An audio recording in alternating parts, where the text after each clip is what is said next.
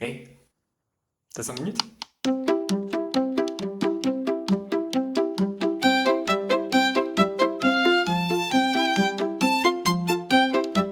Comme vous le savez peut-être, la nuit du 20 au 21 décembre, on arrive sur la période de l'hiver, c'est le solstice d'hiver. La dernière fois, j'avais fait une vidéo sur la création d'automne, et je me suis dit pourquoi pas vous faire une vidéo sur un conte de l'hiver. Donc cette fois-ci, on part sur de la mythologie japonaise et on va parler de Amaterasu. Alors, on part sur une époque, il y a vraiment très très longtemps, hein, à l'époque où les dieux étaient encore sur Terre, où ils étaient dans les montagnes, où ils étaient dans les lacs du Japon. Et Amaterasu, c'est la grande déesse du soleil. Et Amaterasu, elle est hyper hyper puissante. Elle est en haut, elle gère carrément son truc. De ses yeux, elle crée des jours clairs et de son souffle, elle arrive à faire fleurir les cerisiers, à faire mûrir le riz et même à faire chanter les hommes. Parce que dès qu'il y a du soleil, ben, on est tous hyper hyper contents. Sauf qu'il y en a un qui est pas très très content de ça, c'est Susanoo. Susanoo, c'est le frère de Amaterasu. Et Susanoo, c'est le dieu des mers déchaînées, le dieu des tempêtes. Bon, voilà, on est sur deux salles, deux ambiances. Et il est pas hyper hyper content parce qu'il est super jaloux de sa sœur. Elle qui apporte le soleil et lui qui apporte, on va dire, les mauvaises nouvelles. Et un jour, il pète un câble et il casse les digues, il inonde tous les champs et il détruit tous les temples. Et Amaterasu, elle voit ça d'en haut et elle est mais complètement ravagée, complètement détruite. Et elle est hyper triste. Et en fait, son seul réflexe, ça va être de s'isoler. Et elle va aller s'isoler dans une grotte qu'on appelle Amano Iwato.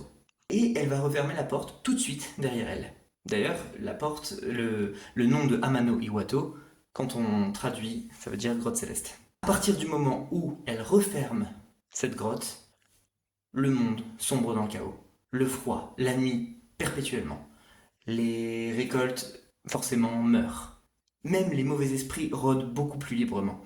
Le silence s'installe. En fait, l'hiver vient de s'installer et vient d'arriver.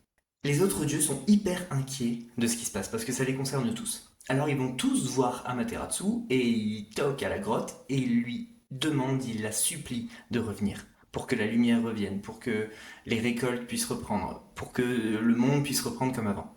Mais Amaterasu, elle ne veut rien entendre. Elle a été trop déçue par les hommes, elle a été trop déçue par son frère. Elle ne veut plus ouvrir cette grotte. Elle ne veut plus en sortir. Mais parmi ces dieux qui sont devant la grotte, il y a Ameno Uzume. C'est la déesse de la danse, de l'audace et du rire. Et elle a une idée.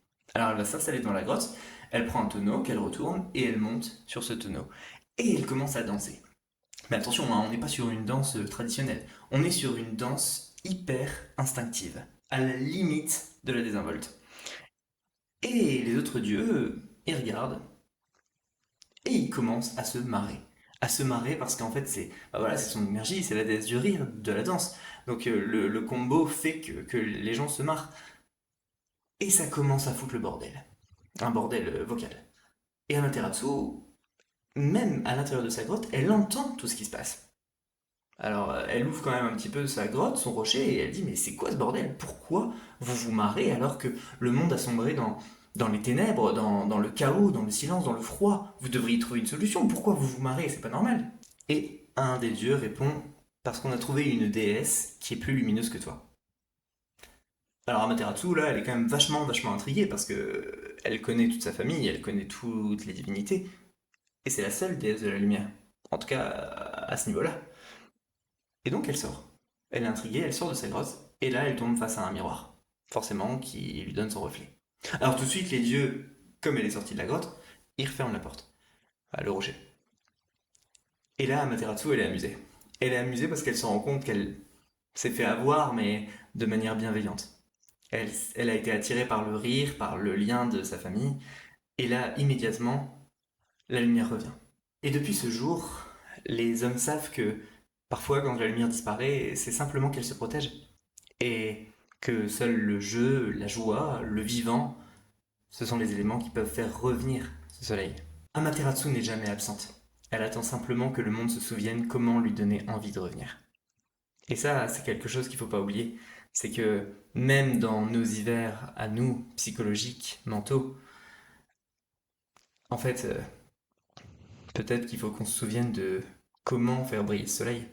En faisant du théâtre, en faisant du chant, en faisant quelque chose qui nous fait vibrer, et de se souvenir qu'il y a ce miroir qui est en nous, et de faire rejaillir la lumière qui est en nous. Bonne journée.